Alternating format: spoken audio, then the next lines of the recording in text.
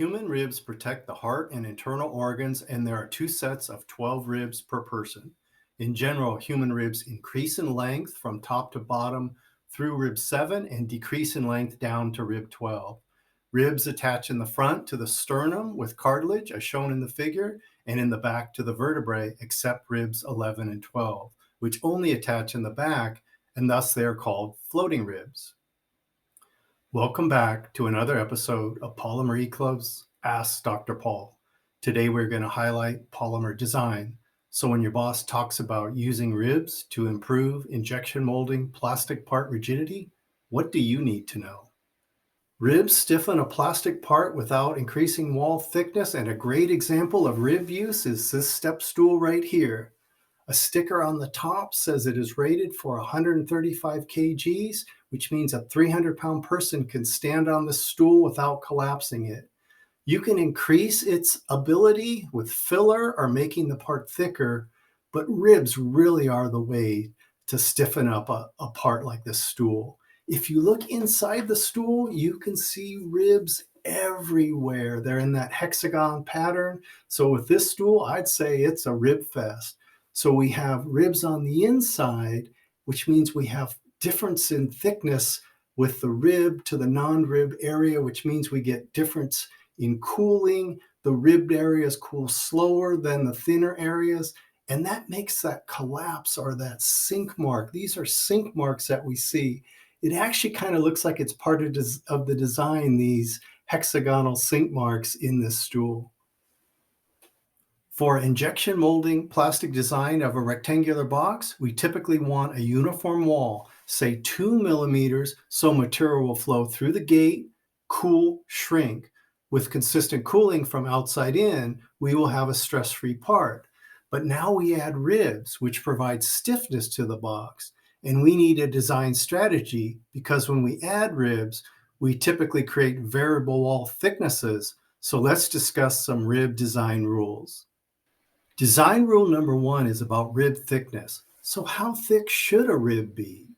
The answer is about 50 to 60% of the wall thickness.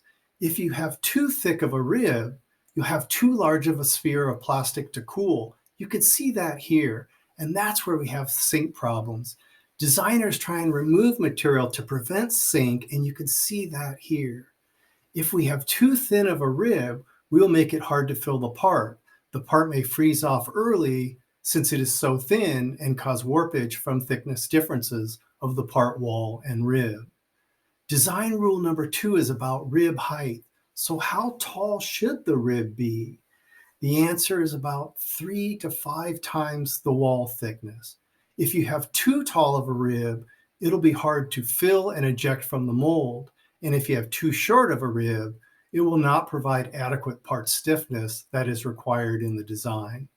Design rule number 3 is about rib draft. So how much draft is required with ribs?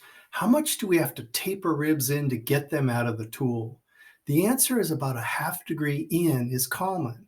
If we have too much draft or excessive draft, that changes the wall thickness too much, and that creates a bunch of problems.